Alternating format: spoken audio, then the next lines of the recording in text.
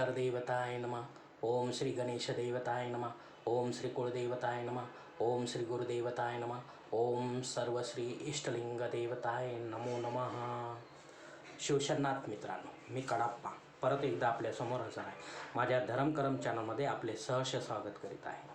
मित्रांनो, माझा गाव माझा देश या मालिकेत आज मी आपणास मराठवाडा मुक्ती संग्राम या संबंधी काही थोडक्यात माहिती देणार आहे। तेव्हा आपणा सर्वांना माझी नम्र विनंती आहे की माझा हा व्हिडिओ आपण शेवटपर्यंत ऐकावा। मित्रांनो,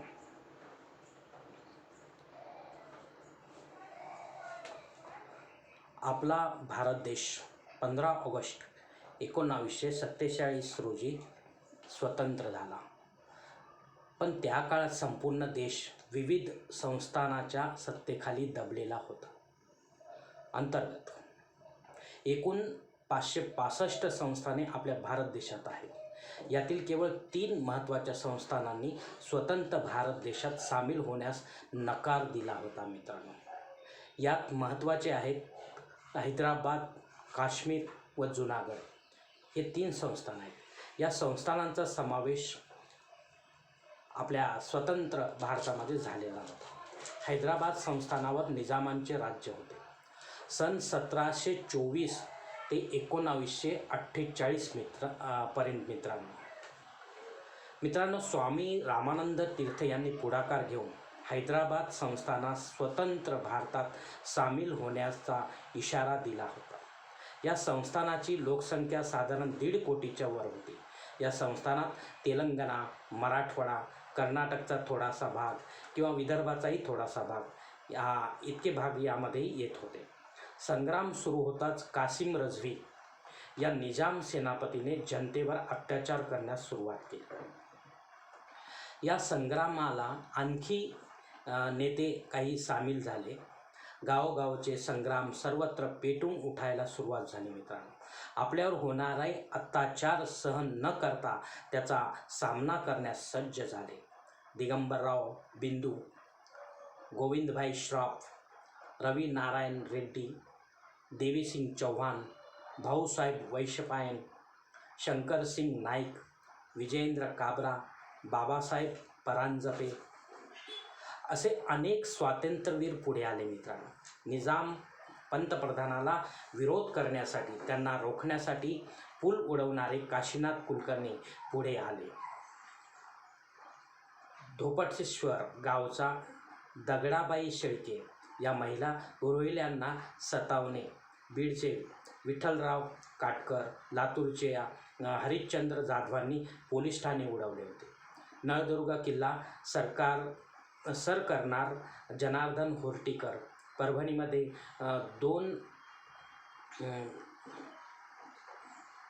दोन रजाकारांना हुसकावून लावला। सूर्यभान पवार, विनायकराव चारठणकर, विश्वनाथराव कातनेश्वरकर, नांदेडचे देवराजी कवळे, जीवनराव बोधनकर, श्रीधर वर्तक, जानकीलाल राठी, शंकरराव जाधव, जालन्याचे जनार्दन मामा, सेलूचे बापूराव शिकारे, किशनसिंग राजपूत, गोविंदराव पानसरे, बहिर्जी बापर्टीकर, राजाभाऊ वाकड, विश्वनाथ भिसे, जयंतराव पाटील या स्वातंत्र्य सैनिकांनी मित्रांनो आपल्या जीवाची पर्वा केली नाही। ताब्यात आलेली गावे परत निजाम हडपू लागले तेव्हा सैन्यांना रोखून धरणारे मानसिंग राजपूत, लक्ष्मण अवचार, रामलाल राजपूत, रामचंद्र धंदेवार औरंगाबाद जवळच्या जातेगाव माळावर ठाणे ठोकून होते। मित्रांनो, यात रामचंद्र धंदेवार शहीद झाले।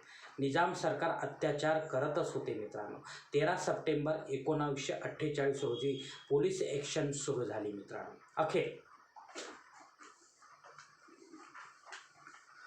काही सैन्य सोलापूरकडून घुसवले रात्री 4 वाजता।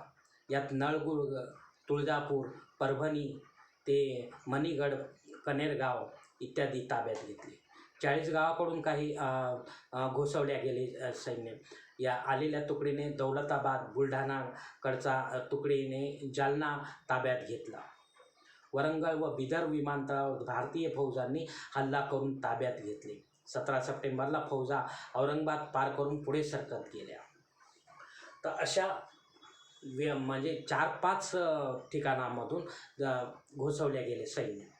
तेव्हा कुठे निजाम सेना हळूहळू माघार घेऊ लागली. अखेर हैदराबादचे सेनाप्रमुख जन अल इद्रिस यांनी 17 सप्टेंबर 1948 रोजी शरणागती स्वीकारली मित्रांनो. त्यानंतर प्रत्यक्ष निजामही शरण आला. सायंकाळी 5 वाजता हैदराबाद संस्थानावर तिरंगा फडकला. पुढे 1960ला प्रामुख्याने मराठी भाषिक महाराज्य अस्तित्वात आले मित्रांनो. हैदराबाद मुक्ती संग्रामात महिलांचा सहभाग चांगलाच होता मित्रांनो. स्त्रियांना निजाम सरकार चांगली वागणूक देत नव्हता. बालविवाह, बालविधवा, अंधश्रद्धा, अज्ञान, निरक्षर, दारिद्र्य, कुपोषण, पडदा पद्धती इत्यादी परंपरा स्त्रियांचे शोषण होत होते. स्त्रियांनी चळवळीत भाग घेतलेल्या कार्यकर्त्यांची सेवा केली. सांस्कृतिक कार्यक्रमात, गणपती मेळ्यात भाग घेतला. ग्रंथालय चालवणे, पत्रके वाटणे असे किरकोळ कामेही त्यांनी केली मित्रांनो. 70% हिंदूंवर मुस्लिमांनी राज्य केले होते. 70 ते 80% म्हणा मित्रांनो हवे तर, काही ठिकाणी 85%चा पण उल्लेख आहे. हैदराबाद राज्य भारतीय संघ राज्यात विलीन करणे अत्यंत गरजेचे होते. संपूर्ण भारतात हेच मोठे हैदराबाद संस्थान होते. लोकमान्य टिळकांनी राजकीय जनजागृती गणेश उत्सवाच्या माध्यमातून केली होती. 1885 साली काँग्रेस स्थापन झाल्याने सर्वात जास्त जनमत त्यांना मिळाले होते. निजाम पोलिसांनीच चाफेकर बंधूंना पकडून इंग्रजांच्या हवाली केले. नंतर त्यांना फासावर चढवण्यात आले. खाजगी राष्ट्रीय शाळांनी स्वातंत्र्य चळवळीला चांगलेच बल प्रदान केले मित्रांनो. गावोगावी राष्ट्रीय शाळा सुरू करण्यात आल्या. निजामांच्या याला विरोध होता. फक्त उर्दू खाजगी शाळांना त्यांनी परवानगी दिली होती. हैदराबाद राज्यातील दलित चळवळ डॉक्टर बाबासाहेब आंबेडकर यांच्या विचारानुसार कार्यरत होती मित्रांनो. 1931 मध्ये राज्यातील दलित नेत्यांनी आपण आधी हिंदू असल्याचे सांगितले. यावेळी आमची गणना हिंदू धर्मात करू नये असे निजाम सरकारला कळवले आणि यांची नोंद स्वतंत्ररित्या करण्यात आली मित्रांनो. अंजुमन मुस्लिम लीगने 1910 मध्ये दलित हे हिंदू नसल्याचे स्पष्ट केले होते. यापूर्वीच समाज प्रबोधनानंतर सर्व दलित समाज संघटित झाला. अनेक निर्माण झाल्या. संघटना आंदोलने केल्या गेली. हैदराबाद राज्यातील एकूण 4000 खेड्यांना निजाम सरकारच्या जहागीरदार, जामीनदार, सरंजामशाही व्यवस्थेतून 1946 ते 51 या काळामध्ये तेलंगणाच्या एका दलित महिलेने, चितल्या इल्लमा नावाची तिचे नाव होते, हिने आंदोलन करून जमिनी परत मिळवल्या. नंतर बरेचसे लोक हिला पाठिंबा देऊ लागले. हैदराबाद पोलीस कारवाई अर्थात ऑपरेशन पोलो सप्टेंबर 1948 मध्ये स्थापल्या गेली होती. राज्यात होणाऱ्या घटना व हालचाली यांचा आढावा घेण्यासाठी मित्रांनो. महात्मा गांधींच्या नेतृत्वाखाली काँग्रेसची स्वातंत्र्य आंदोलनाची भूमिका केवळ परकीय राजवट घालवणेच नव्हती, तर भारतातील सर्व संघराज्य स्वतंत्र करून भारतीय स्वातंत्र्यात एक करणे होते. फक्त 3 संघराज्यांनी नकार दिला होता. सरंजामशाहीचा अंत करणे हा उद्देश काँग्रेसचा होता. महादीपपाती राजे व सरंजामशाही यांच्यातील संघर्षाचा फायदा परकीयांनी घेऊ नये अशी ही भूमिका होती. स्वतंत्र भारताच्या रचनेनंतर सरदार वल्लभभाई पटेल यांनी पंडित जवाहरलाल नेहरूंच्या सांगण्यानुसार संस्थाने स्वतंत्र भारतात विलीन केली मित्रांनो. पटेलांचा प्रस्ताव निजामाने नाकारला व रजाकाराशी संगनमत करून आणखी अत्याचार वाढवले. शेवटी महात्मा गांधींनी शस्त्राचे उत्तर शस्त्रानेच देण्यास परवानगी दिली. या पार्श्वभूमीवर भारत सरकारने ऑपरेशन पोलो अंतर्गत तत्कालीन हैदराबाद राज्य सामील केले मित्रांनो.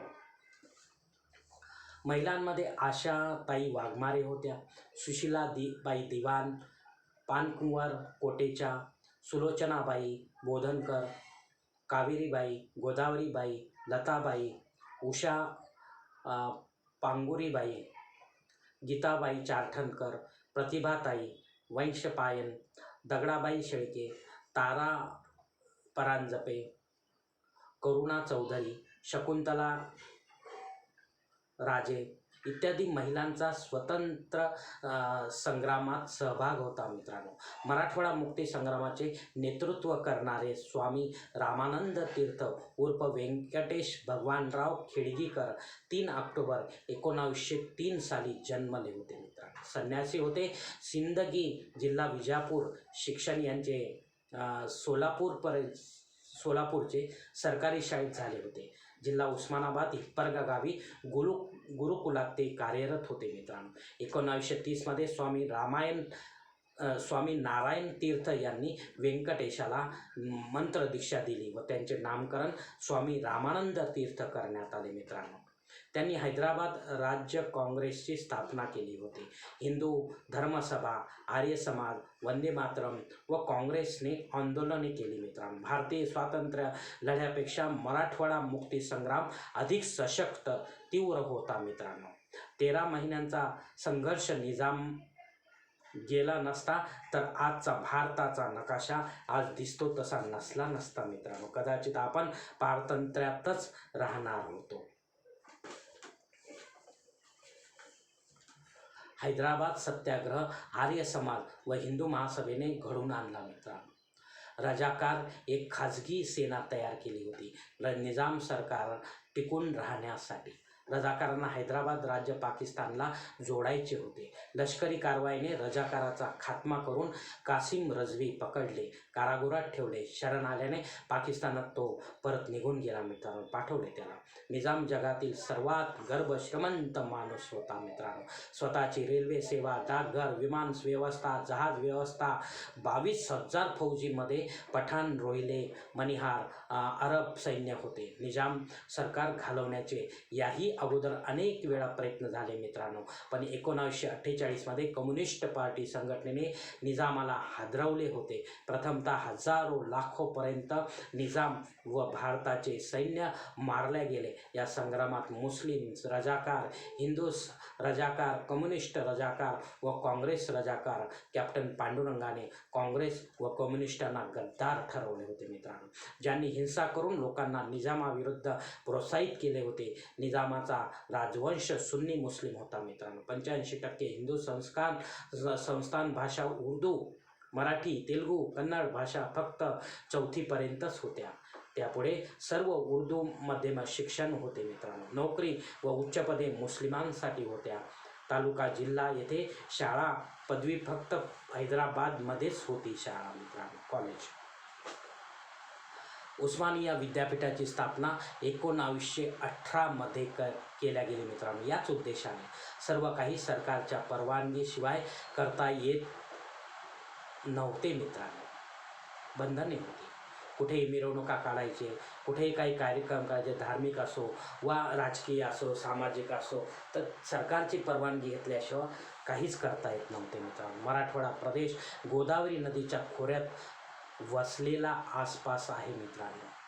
यात परभणी, नांदेड, हिंगोली, जालना, लातूर, उस्मानाबाद, बीड व औरंगाबाद असे 8 जिल्हे आहेत मित्रांनो. यातील औरंगाबाद हे या विभागाचे मुख्यालय आहे.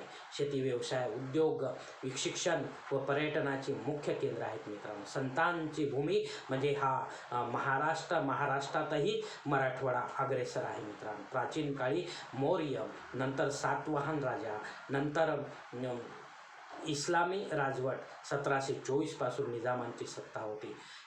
1948 साली लष्करी कारवाईने ते सर्व काही नष्ट करण्यात आले मित्रांनो. औरंगाबादमध्ये मराठवाडा मुक्तीचा इतिहास ज्वलंत राहावा म्हणून मुक्तीस्तंभ उभारण्यात आला आहे मित्रांनो. 17 सप्टेंबर रोजी दरवर्षी येथे शासकीय ताठात तिरंगा ध्वज फडकला जातो. त्या काळचे मुख्यमंत्री वसंतदादा पाटील यांनी मराठवाडा मुक्ती दिन म्हणून साजरा करण्यात येऊ लागला. पुढे ही परंपरा मग कायम राहिली मित्रांनो. इतर काही शासकीय कार्यक्रम सादर केले जातात. सांस्कृतिक तथा भाषणे, कवायती इत्यादी शाळा, कॉलेज, निजामांची खाजगी bank state bank of Hyderabad झाली मित्रांनो. यानंतर ती परिवर्तित झाली. काही राज्यांच्या बँका देखील SBIमध्ये विलीन केल्या गेल्या. 15 ऑगस्ट सारखाच हा 17 सप्टेंबर दिवस मराठवाड्यात सर्वत्र शासकीय इतमामात साजरा करतात मित्रांनो. माझी कर्मभूमी, जन्मभूमी, शैक्षणिक भूमी मराठवाडाच आहे मित्रांनो. मुक्तीस्तंभावर स्वामी रामानंद तीर्थ, गोविंदभाई श्रॉफ, डॉक्टर विजेंद्र काबरा इत्यादींच्या प्रतिमा आहेत मित्रांनो. त्या इतिहासाच्या साक्षी आहेत. राज्याचे मुख्यमंत्री मुक्तीस्तंभाला पुष्पचक्र अर्पण करतात. या मराठवाड्याने आपल्या देशाला चांगले राजकीय नेतृत्व दिले मित्रांनो. शंकरराव चव्हाण, शिवराज पाटील चाकूरकर, विलासराव देशमुख, गोपीनाथ मुंडे, अशोकराव चव्हाण यांनी राज्यात व केंद्रातही मोठमोठी पदे भूषवली मित्रांनो. मात्र महाराष्ट्रातील इतर भागांच्या मानाने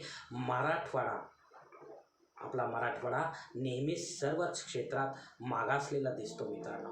बहुतेक नैसर्गिक कारणे असतील. कोरडवाहू शेती, रोजंदारीवर कामकरी जास्त, गरीब लोकांचे वास्तव्य जास्त, पारंपरिक व पोटभर व्यवसाय, लोहार, सुतार, चांभार, कुंभार, न्हावी, परीट, कुणबी इत्यादी. आज 73 वर्षे पूर्ण झाली आहेत मित्रांनो. त्या मानाने प्रगती काही नाही मित्रांनो. आजही कामकरी लोक मुंबईकडेच, पुण्याकडेच या शहरांकडे रोजगारासाठी धाव घेतात. नवीन रोजगार मराठवाड्यात उपलब्ध फारसा होतच नाही मित्रांनो. म्हणून मोठ्या खेदाने म्हणावे वाटते मित्रांनो की आमचा मराठवाडा स्वतंत्र झाला, पण रोजगारासाठी अजून तो परावलंबीच आहे. शिक्षणातही तो मागेच आहे. स्वतंत्र झालाचा अभिमान जरूर आहे आम्हाला. अनेक सामाजिक बंधने तुटली आहेत, पण व्यक्ती वा कुटुंबाचा, समाजाचा विकास झाला नाही मित्रांनो. त्या दृष्टीने प्रत्येकाने प्रयत्न करणे गरजेचे आहे मित्रांनो. कारण आपणच असतो आपल्या जीवनाचे शिल्पकार मित्रांनो. धन्यवाद मित्रांनो. आजचा हा मराठवाडा मुक्तीसंग्राम दिनासंबंधीचा व्हिडिओ मी याच ठिकाणी संपत आहे. आपण जर माझ्या मताशी सहमत असाल तर कृपया माझे धर्मकरम चॅनल सबस्क्राईब करा, लाईक करा, आपले कुटुंब, मित्रपरिवारासह शेअर करा मित्रांनो. तसेच कॉमेंट्स बॉक्समध्ये आपले मत अवश्य नोंदवा आणि माझा पुढील व्हिडिओ आपल्यापर्यंत पोहोचण्यासाठी बेल बटन अवश्य दाबा मित्रांनो. धन्यवाद मित्रांनो. पुढील भेटेपर्यंत आपण खुश राहा, आनंदी राहा, प्रसन्न राहा. शिवकल्याणम. हरिओम शिवा महादेवा.